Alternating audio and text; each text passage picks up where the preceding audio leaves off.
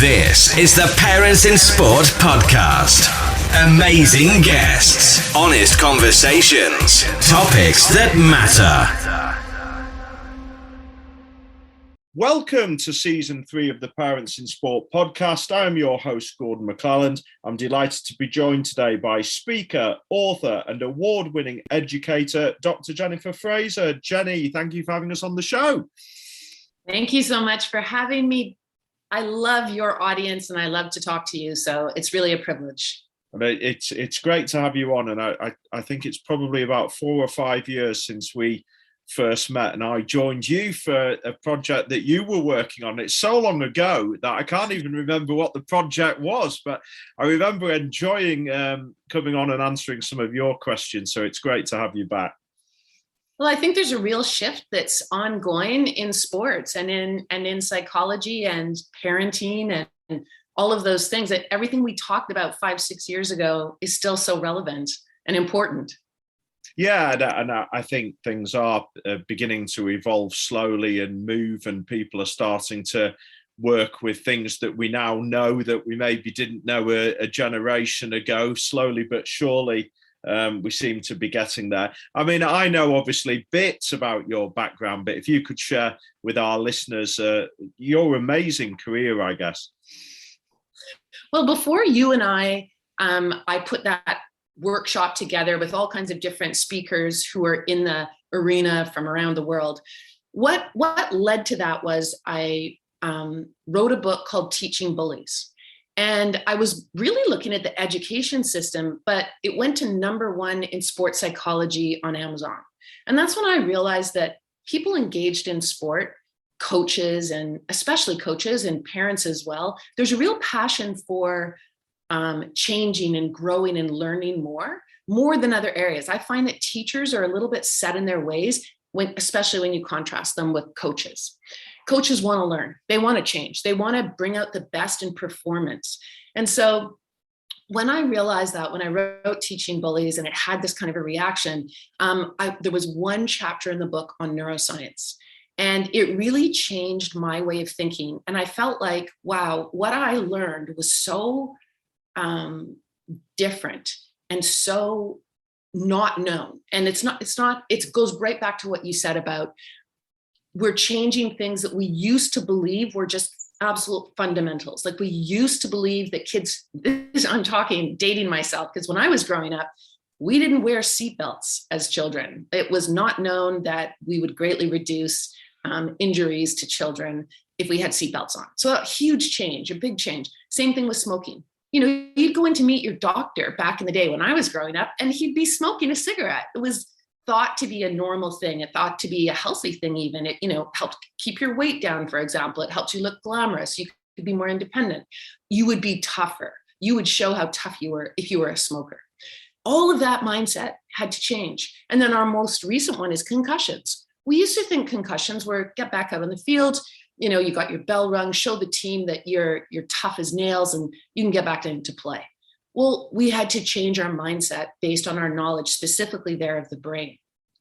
And so when I read that chapter on neuroscience and being a teacher at heart and a mom, I just felt like everybody needs to know this. And so that's when I started doing a deep dive into reading the neuroscientific findings, the neurobiology, anatomical changes that occur in the brain, simply because we're not taught this and it's actually so important.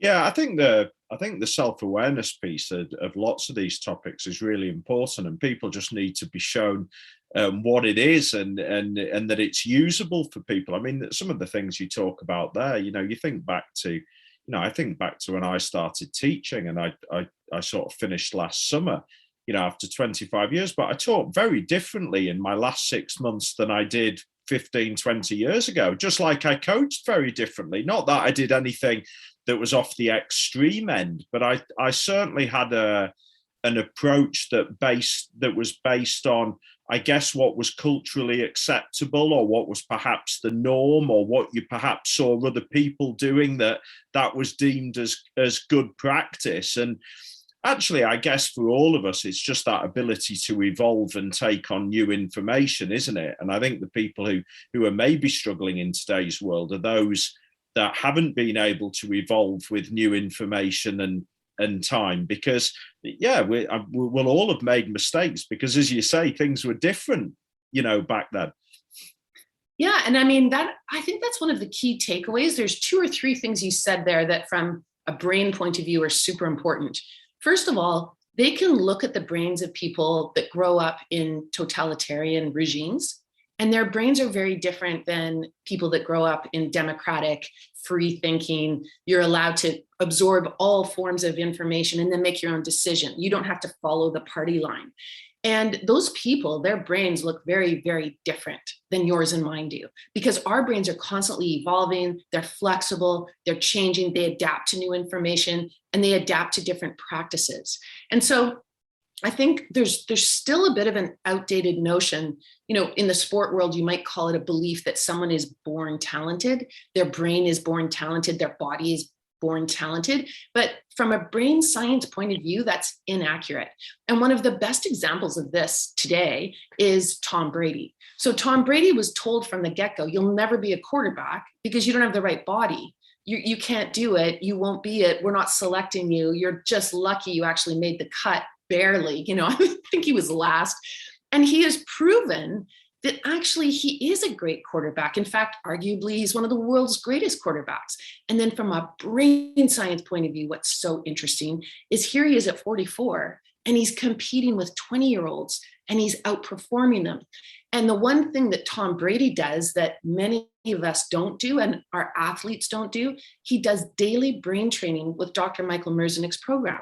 So I'm particularly interested in this because Dr. Michael Merzenek took my book under his wing, and he's one of the world's greatest neuroscientists alive today, the most highly awarded. And, he was working in his lab with all his neuroscientists, and they're doing their research, and they were researching how their brain training program can be designed to help people avoid Alzheimer's and dementia in later life. So you can imagine their surprise when they got a telephone call, and it was Tom Brady's trainer. And he was asking, you just said, you guys do know that Tom Brady daily uses your brain training program. And they were like, what? And off they went to the gym to meet with them, to find out how it works for them and why.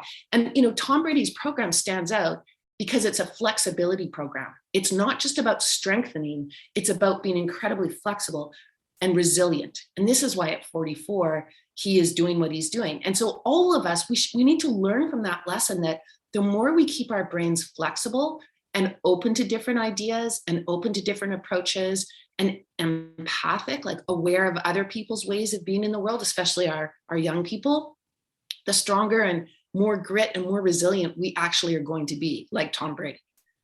Yeah, now it's interesting. Some of the things you've obviously talked about there, and I'm thinking about, how we're not necessarily, born a certain way.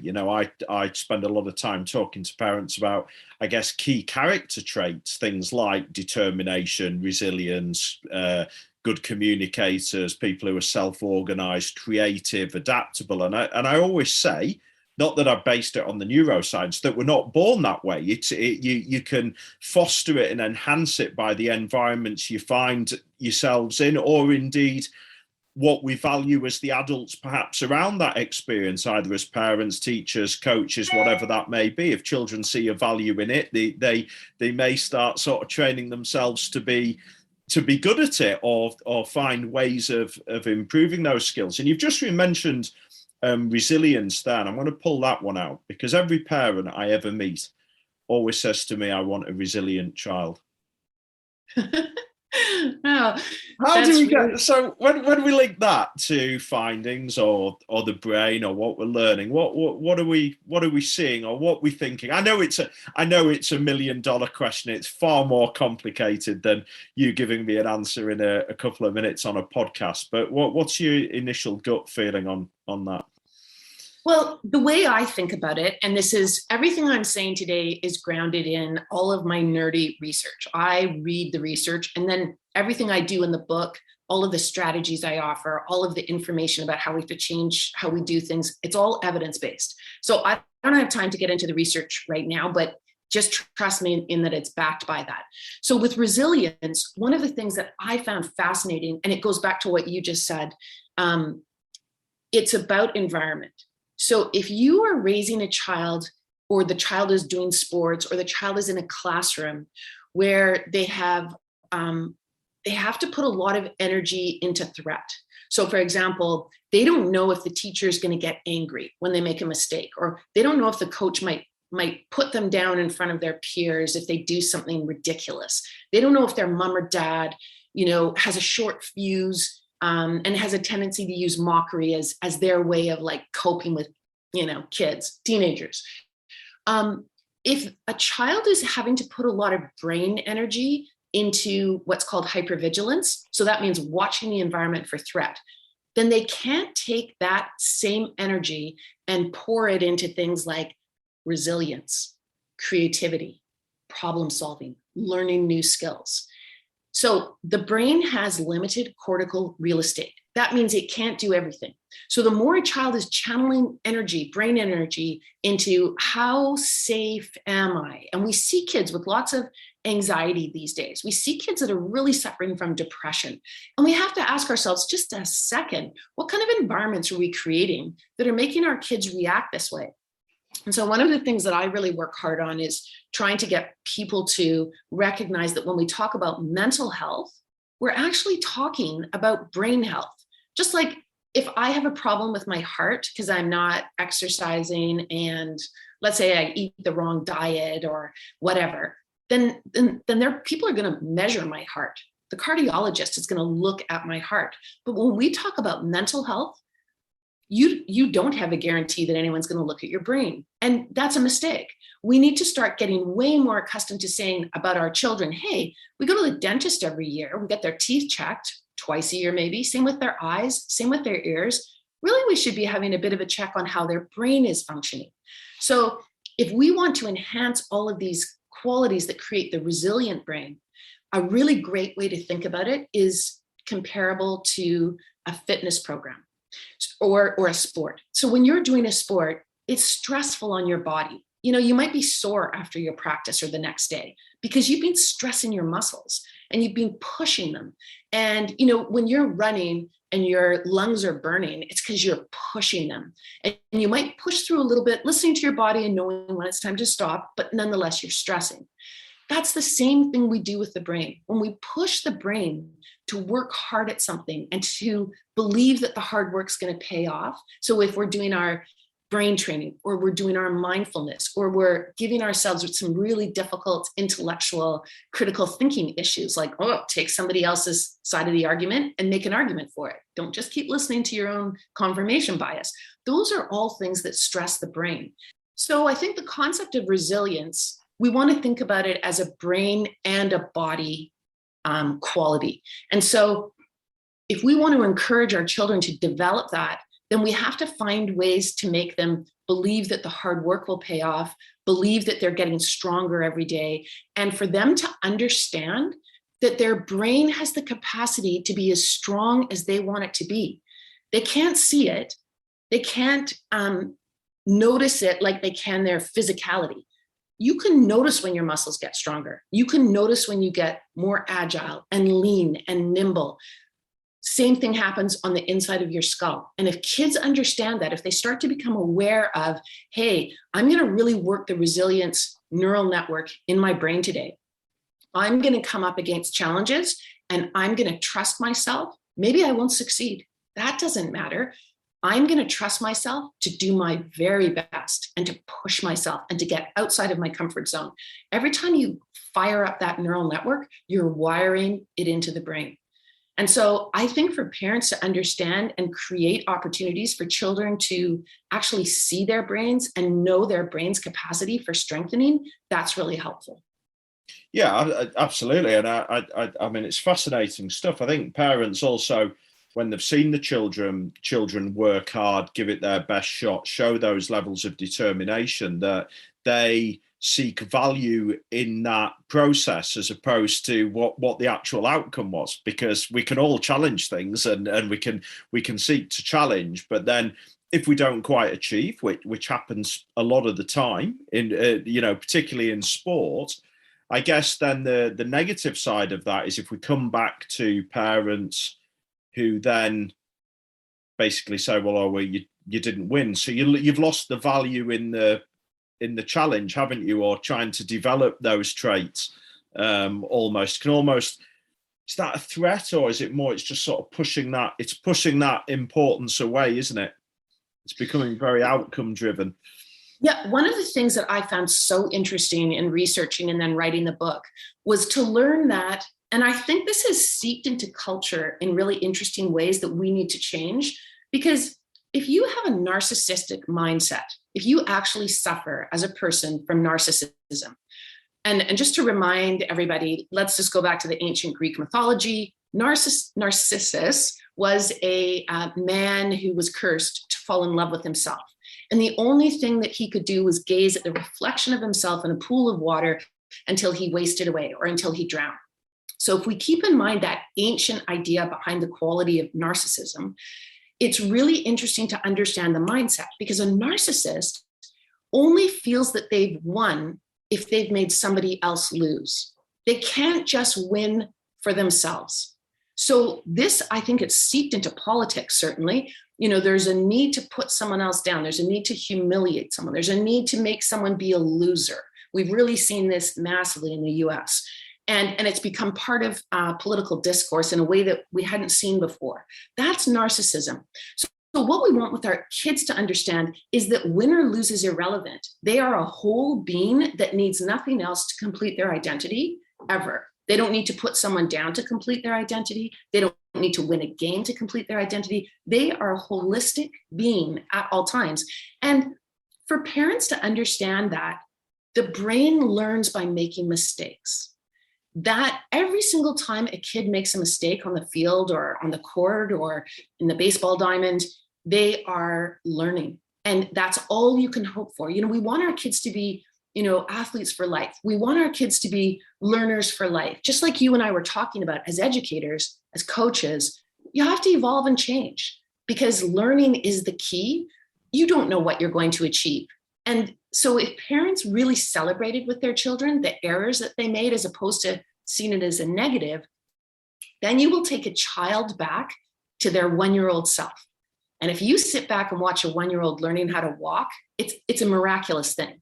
You have never seen anyone fall down more in your life. Note that they use anything in their vicinity to achieve their goals. They're grabbing couches, they're holding onto tables, they'll grab the dog if they need to. They will do anything to change from somebody who is, stuck on the ground to somebody who is walking, then running, then jumping.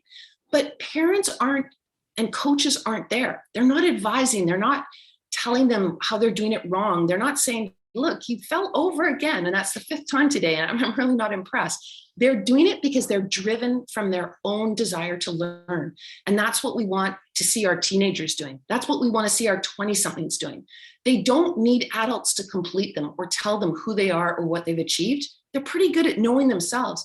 All they need the adults to do is encourage the growth mindset. Saw you working hard today. That was amazing. You gave it full effort today. That was impressive. Or I saw you were really lacking in energy today. I think you need a break. I think we need to pull back and let you rest and restore. Certainly when I have low energy, that's what I need to do. That kind of thing. That's growth mindset. Yeah, and I think, it's fascinating how I'm trying to keep thinking back to sports contexts and coaching and parenting and all the things that we're talking about here. And again, there's a couple of things that within what you've said that, ultimately children continue to do things when they're intrinsically motivated. Like you say, with the 1-year-old, when it's coming from them and it's driven by them and they've got let's say a choice and a voice in the process and the things that they're doing, it's the things that will keep them progressing along that route. The moment it's driven by external forces, particularly when our children hit those teenage years, if it isn't coming internally, that can often be when we see children drop out of things, whether it's sport or other areas of interest. Yep. And that, one of the things that's so important in this is if we understood our teenagers and our 20 somethings from an adolescent brain development point of view, we'd have a totally different relationship with them, because driven by evolution, the adolescent brain, and it starts at around 13 and it continues till about 24, 25. The adolescent brain is undergoing massive change.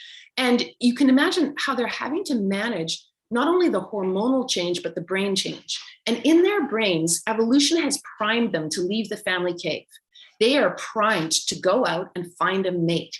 And that means the brain is driven to be risk-taking. They have to get out into the Serengeti and look around the corner and past the tree that they know and take the risk of being under an open sky, and they could be attacked at any moment.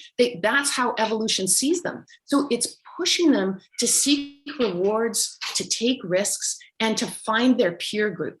So the one thing we adults want to really facilitate is the relationship our teenagers and our 20-somethings have to their peers. And if that's a team and the basis of their relationship is fitness and sport, you couldn't come up with a better combination. So the fact that we've got 70% of kids in North America, anyway, I hope it's better in England, we have 70% of children dropping out of sport at exactly the moment their adolescent brain development starts. And the worst thing you can do to a teenager is make them embarrassed in front of their peers. So adults who want to see them reach their top performance and fulfill their potential and be, athletes for life, or perhaps even higher performance than that, we need to create the conditions so that they feel really connected to their peers. They're never embarrassed, never humiliated, and they have that intrinsic motivation. And, the sad thing is, what happens to the 70% of kids, a lot of the male ones anyways, they go and play video games. Well, what's the difference between playing a video game and playing a sport? There's no adults that stand over you while you're playing a video game. You die over and over and over again. You fail to reach up your next level. You can't find the right object. You get ruined by someone else. And so you start over again and you try again. That's growth mindset. That's intrinsic, drive. And really, if we want to get our kids out of the video game room and back onto the field and the court, then we've got to really better understand adolescent brains.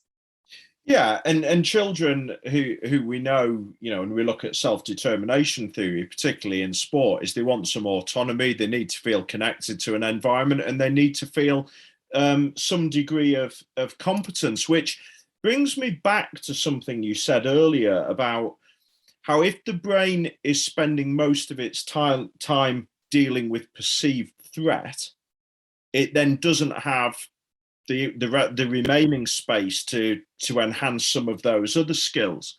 So I guess when we're talking about coaching environments and an understanding that children do need to feel some form of connection, that competence, feel like they have got a choice, those environments we're creating are allowed to present challenge, and they are allowed to be hard, because that's not what we're saying here. We're not saying you can't have things, but the environment about how we set that challenge and how we pick up the bits after the challenge and how we manage the challenges as they're going on is ultimately the key, isn't it? Because I always worry that, I was talking to somebody this morning about, looking at well-being being hand in hand with performance. And I think the vast majority of people think that perhaps some of the things we're talking about today, that it means you can't be elite, or you can't be challenged, or you can't be tough. And it's all very fluffy. And that means we're not going to get outcomes and we're not going to get results. But that's not what we're saying at all, is it? It's the difference in the language that we're using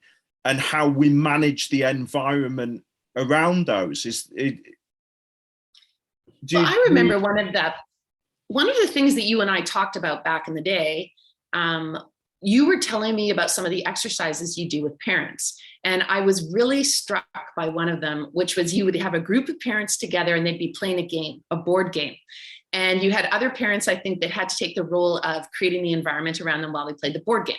So one of the group of parents was constantly yelling at the people playing the board game. And even if it was kind of encouraging yelling or negative yelling, the people playing the board game couldn't concentrate. It's like if someone's yelling at you, your brain is not focused on the game, being a problem solver or being a little bit, wily or trying to be empathically figuring out what other people are doing. You're not doing any of that. Your brain is going, oh my God, somebody is yelling at me and I can't think straight, right? So if yelling in the face or at someone when they're trying to achieve something was a positive, then we would see it with in the workplace. CEOs would be up in the face of their employees, yelling at them at the top of their lungs, advising them what to do. It goes back, and it doesn't work. My point being that doesn't work. And in the book, I devote a chapter to debunking that myth. And the problem is, for all of us, it's like going back to, you grow up in a certain way, believing certain things, but it's not really just a belief. It's actually sculpted into your brain. Your brain is shaped by what you were taught, by what you practiced, by what your parents said to you, by what your coaches did with you. And in order to survive in the world, you have to believe that it was the making of you. Because if you don't, it's really challenging. To try and recreate a different mindset is one of the hardest things to do. It's as hard as sitting on the couch and watching Netflix to suddenly deciding you're going to get in shape. That's really hard. We all know it. We've all been there. You've had a setback from something and, whatever, and you have to get back in shape. Well, you don't want to do it. And in positive psychology, they call it, you need activation energy. You need something that gets you up off the couch and willing to get yourself in shape. And it could take 6 months to a year. And you have to start really small. So your competence is very low, which is demoralizing. And you don't get good until cut to maybe 3 months or 6 months. It's a process and it takes time. Well, it's the same thing with the brain. The brain can change at any age, all the way into the last moment we're alive on the planet. We can change our neural networks. We can take a neural network that doesn't serve us well anymore. So let's say you and me, early teaching practices that we thought were effective. And then as we got more sophisticated as teachers and more confident and more independent, we started to try different strategies. When we were doing that, we were changing neural networks and we were myelinating those neural networks, giving them more insulation so that we defaulted to them. So we started to default maybe more to compassion and less to humiliation, let's say. We might have grown up humiliated, but we decided, what? It doesn't work. It's not getting the performance or the joy or the connection that I'm seeking with athletes or my own children at home. It's not working. My parents might have done it. My coaches might have done it, but I'm going to try something different. So as we start to default to compassion, the brain has limited cortical real estate. So the humiliation neural network is starting to fade away. The compassion one, the empathy one, is becoming like a superhighway in the brain. It's fast, it's efficient, it's effective. Whereas the other one, the humiliation track, is starting to look a little bit more like an overgrown path, and the brain resists going down it because it's not comfortable. So yes, it's a process. Yes, it's hard work. But when it gets right down to it, I think it's pretty important to understand that the early adopters of brain science are people like Tom Brady. There are people like Harry Kane. Harry Kane has come out publicly to say that he uses Michael Merzenich brain training daily in order to have incredibly good decision-making skills, in order to have really good communication skills with other players constructed on empathy, in order to learn how to read facial expressions, in order to have peripheral vision at a super high level. The other group that's an early adopter of doing brain training is the armed forces in the US. And the reason they do it is not only because it's going to help them survive in a war environment, a military environment, it's all paid for. US Armed Forces pays for everyone in the military in the US to have Michael Merzenich brain training. And so it's not about fluffiness. If anything, it's about resilience. It's about toughness. It's about brain performance at a high level when it's going to save your life and save your comrade's life. Comrade, that's not the right word. Your colleague's life, I guess. And it also, the other beautiful thing about it is it also helps you repair when you've been traumatized. If your brain has suffered a horrendous shock of some kind, and that can be a physical one, like a concussion, all the way up to heartbreak of some kind, or a loss, or being hurt emotionally, these kinds of things. Just as our body is miraculous at repair, so is our brain. Our brain is amazing at repair. And so that's why I spend so much time in the book. I present the difficult material and it's not fluffy. It's actually kind of disturbing how vulnerable our brains are to all forms of abuse. I actually lay that all out. But every single chapter is about, okay, so now that we know that, what can we do? And our brains are so adept at healing, there's a lot we can do. Yeah, which obviously gives us all hope, doesn't it? And anybody listening to this who works, let's say, within sport or runs organizations or coaches or parents, to be aware of what really healthy environments may look like, both on and off the field. In a sporting context, then, if we take it back to sport, what do you think organizations need to think of? So we've got the science now. We've got lots of things we've learned around education, about coaching. Society's changing. Admittedly, it's changing slowly, with how perhaps we can lead with empathy and still get some of the same results that we did in the past by leading with a bit more of the stern stuff. What do you think sports organizations need to think of? Well, again, I love this notion of myths that we live by. And we've lived by the myth that once we attain success, once we win the game, once we win the championship, once we become the organization that has the most ribbons, then we're going to all feel really happy. Well, in research, that's the absolute opposite. If an organization chooses happiness, happy children, happy athletes, happy coaches, and happy parents, they're going to have success. And that's documented extensively in neuroscientific research.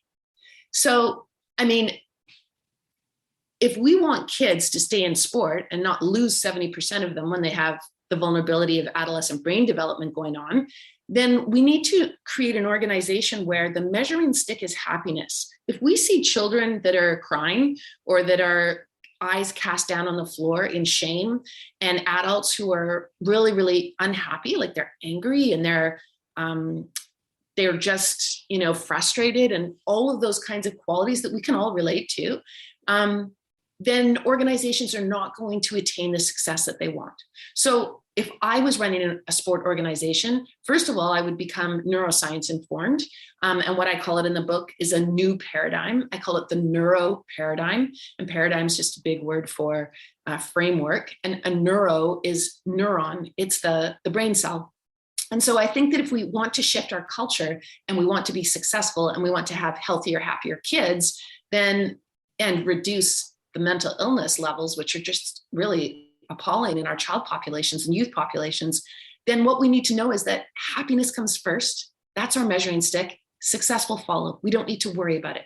So that's I think the key mental change that needs to happen.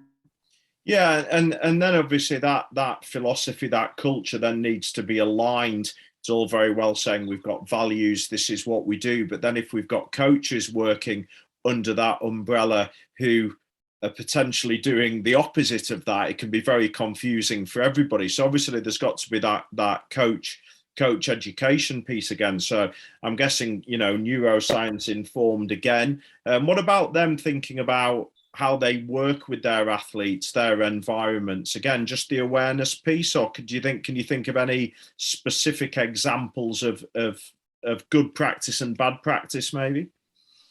Well, for coaches, this goes back to something that you were talking about before, where, it doesn't mean that it isn't hard, and it doesn't mean that you don't have high expectations. In the neuroscience, what they find is the high expectations actually are one of the keys to brain health. You want athletes and you want coaches and you want parents who sky's the limit. It's just how you go about helping an athlete reach that goal. And the key word in that, for the brain anyways, is scaffolding. So scaffolding is when you never make the goal out of reach. If the athlete loses belief in themselves, if they lose faith that they can actually attain their goals because their goals are realistic for where they're at in terms of their development, then you're going to lose their faith in themselves. It's very rare that you have a Tom Brady who's repeatedly told he's not good enough.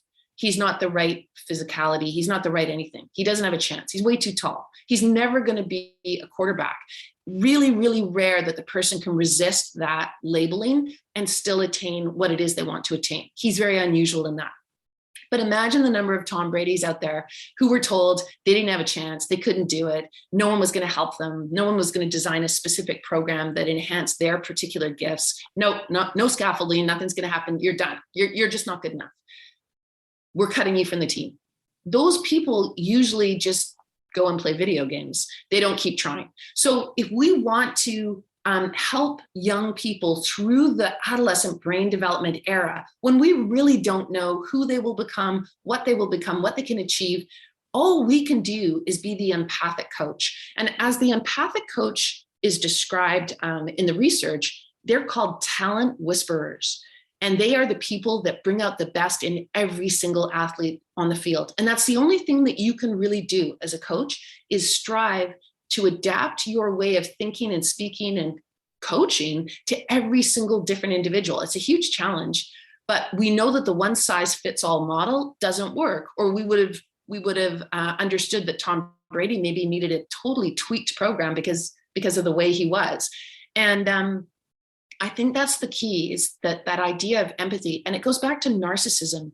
In narcissism, you're always projecting onto someone else who they are to complete yourself. You're incomplete. And it's usually due to your own traumatic past. You're an incomplete person. So the only way you can build yourself up is by projecting onto someone else and calling them labels and putting them down and so on. Empathy is the opposite. Empathy is when you actually open yourself up to reflect someone else. You're not, it's not fluffy. It's actually, the neuroscience on it is fascinating. It's the capacity our brains have in order to really understand someone else's feelings and their thoughts, and most interesting, their intentions. And we're born with it. It's wired into our brains, this capacity to read the room and to read individuals. So coaches that enhance their empathy are going to have success for sure.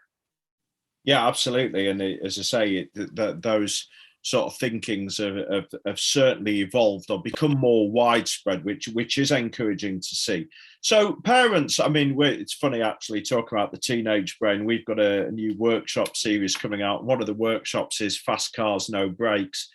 Which does look at a little bit at the teenage brain and what that means for sporting parents, where we ask our children to do more than one task and they're incapable of it, and we lose our temper when actually they're not deliberately getting it wrong. What do parents need to be aware of with the neuroscience, what we're learning? I actually was so distraught about the adolescent brain that I developed a course on it for adolescents. And it's videos. I mean, it's text, but it's also videos. And it's basically teaching them. And I use the car metaphor too, because that's what the neuroscientists use. I teach them how to manage their brain.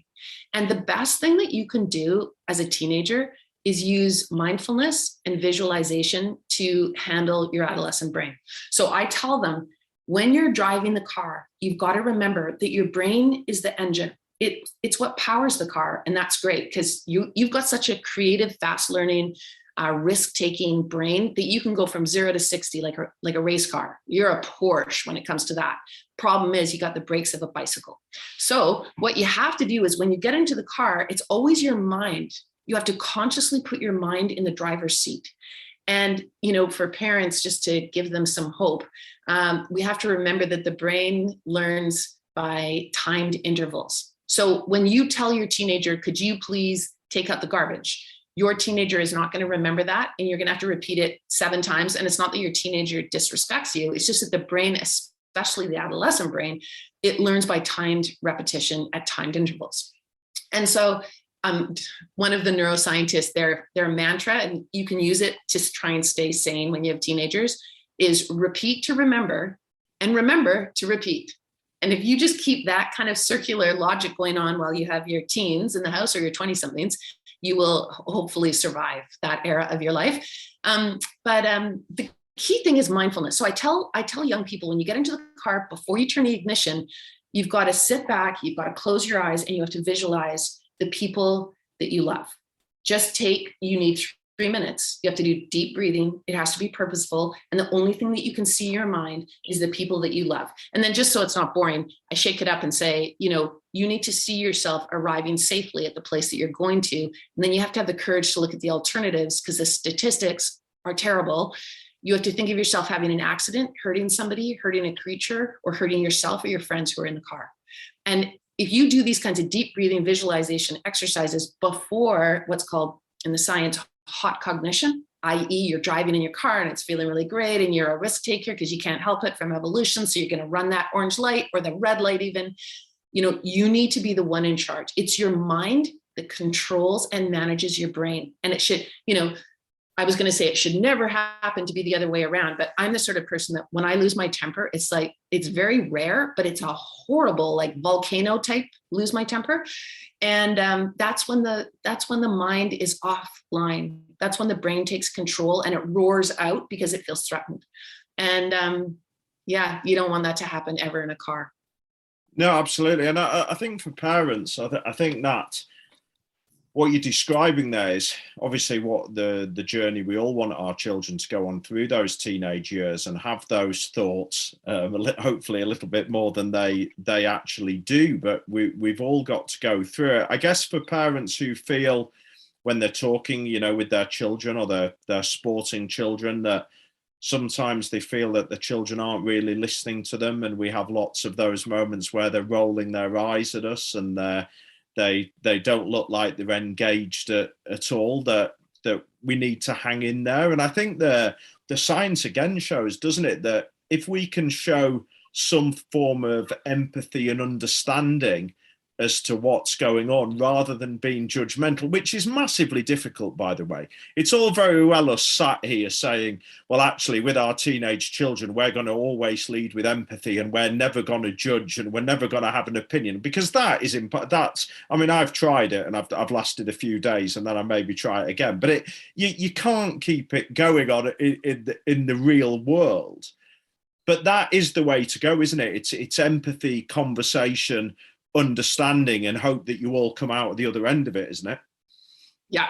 No, you just reminded me of one of the most important things is if we can try and do empathic listening. So it's really hard to do. However, it's worth its weight in gold. It's worth the time it takes. So let's pretend you sit down with your teenager and your teenager wants to stay out until midnight and you want your teenager home at 9 o'clock. And that's your disagreement. It could be anything. Your kid wants to borrow the car. You don't feel safe or comfortable with that. And you don't want anything to happen to your car. You got a big meeting tomorrow. So you've got this disagreement. So with empathic listening, you have to let your kid explain to you, your teenager or whatever, why it is that they want to stay up till midnight. And you can't interrupt. You can't roll your eyes. You can't sigh. You can't do anything but listen to every single word they say for a reasonable stretch. So let's say it's a minute. And then your job is to repeat back to them what they said. So your concentration, it's really quite an interesting exercise. Your brain has to focus on what they're saying, not what you think. And you notice instantly that how much in our conversations with one another and with our children are really, we're listening to ourselves and we want to argue and we want to rebut and we want to tell them they're wrong and so on. But in empathic listening, you're not allowed to. So they talk for a minute, you have to repeat back. They talk for another minute, you have to repeat back. You can't say anything. They talk for, let's say, 3 more sets and you have to repeat back. And then at the end, they'll say to you, I feel heard. And then it's your turn. And you get to say, the reason I don't want you out till midnight is because when I was a kid, I lost my best friend and it was because it was late at night.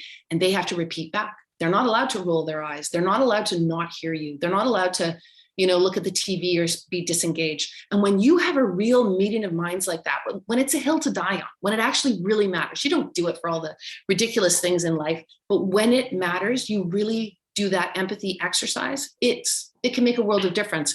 So that's one thing. Another key thing I think for parents to remember in order to stay connected and strong during these years, the research is clear that regardless of what happens, the more parents stay connected to their kids and responsive to their kids, the less likely, for example, their kids will get involved in substance abuse. Why? Because the big thing for kids is they don't want to disappoint their parents. Even when they don't have the most ideal, perfect relationship in the world, that is one of the biggest barriers to kids slipping into very destructive behavior. So even if your kid is not reflecting to you that you are the world to them, you are. And it's just trying to stay true to that as best as you can through the frustration of that era. Yeah, and it's a huge challenge, isn't it? And there'll be loads of times, maybe one for another day, where you can talk about all the examples in sport where that crops up, and it's a real nightmare. Even thinking about the car journey home, where you really should be leading with empathy and letting them speak and reflect on those, as opposed to projecting your opinions about what you've just watched. I mean, a very good friend of mine, Sarah Murray, who you would get on very well with, who I'm doing some work with at the moment over here in the UK, she said to me today, we were talking about watching and observing your children. And I suddenly realized when she was talking to me that I've never watched my children play sport. I have just simply observed them every time. Because at no point have I actually just sat back and watched for the sheer joy of, let's say, like I do when I go and watch Liverpool, where I watch the ball, I watch the game, and I enjoy it for what it is. Because every time our children are involved, yes, I'm looking at a pattern of play. You're looking at bits of behavior. I'm focusing on them all the time rather than the ball some of the time, and all those bits that go with it. And it was like, oh my goodness, this is really bizarre. So I've never actually sat back and watched. All I've ever done is observed. And it is. And there'll be lots of people. It was a real reality check that today. Yeah, it's so interesting because it goes back to something we talked about earlier. That's a hypervigilant brain. And the reason you're doing that is because you're a good dad and you're a good coach. And you're trying to find all of the negatives that happen so that you can tell your child to protect them. You don't want your child to make negatives. You don't want them to be embarrassed. You don't want them to not fulfill their potential. So your hypervigilant brain is like, I'm going to notice every single negative thing. And then on the drive home, I'm going to remember to tell them, which is the worst thing you can do, of course. Not that it stops any of us, but it is the worst. And what I love in this particular context is to remember the work of a neuroscientist named Rick Hanson. And Rick Hanson says the brain is like Velcro for negatives. And the reason is it's designed to survive. So we notice mistakes. And so the most obvious example of this is you go over to the stove and you burn your hand. Your brain never forgets that. Your brain makes you anxious every single time you come near a stove, whether it's on or off, whether it's any type of different stove, your brain never forgets that. It is Velcro for negatives because that's how it keeps us alive. On the flip side, the brain is like Teflon for good things. Any good thing happens, your brain's like, well, we don't have to remember that. It's not going to keep you alive to remember those good things about yourself. And so as parents, what we have to learn is, though, we can, and this is a Rick Hanson phrase, we can hardwire in happiness or we can let it go. So every single time, how we say this in the workplace, and we have to remember it with our kids. If you want to tell somebody some constructive criticism, let's say you're the manager, the boss or whatever, or a colleague, and you have to say something negative, you never just cut to the negative. Never. You always buttress it with positives. I noticed you were doing X, Y, and Z. That was amazing. Just one little tweak that I want you to try and factor in is blah, blah, blah. We need to use that same approach with kids because we want to hardwire in happiness. Why? Because happiness leads to success. We don't have to protect them, especially as they get older. We don't have to stop them from having every little mistake or error or fall or whatever, or failure. It's okay. That's how the brain learns. I think that's a lovely sort of final phrase for this episode. Happiness leads to success. Jen, can you tell our listeners where they can get hold of your book? Obviously, we'll promote that as part of this podcast episode when we do the show notes, and we'll be getting this out in the near future. But if you could tell people where they can find you, where they can find out more about your book, that would be brilliant. So the best place is my website, which is Bullied Brain. So it's www.bulliedbrain.com. And on the website is you click on the menu, there's a buy the book, and it's available all over the place, but it's just a fast, easy way to figure out where you want to order it from. And you can reach me through that website, and it's got all my presentations and courses online courses and stuff like that. Happy to talk to anybody. I do lots of workshops. I do lots of consulting. So don't hesitate to reach out if you'd like to further this conversation or whatever. I'd love to hear from you. Fantastic. Thanks, Jen. And thank you so much for joining us. It's been an absolute pleasure having you on the show after this sort of long absence. And hopefully we'll get to do it again a little bit sooner than maybe the gap we've had these last few years. But thank you for joining us. Well, thank you for having me. I was very delighted to chat with you as always, Gordon. Thank you for listening. Check us out at parentsinsport.co.uk.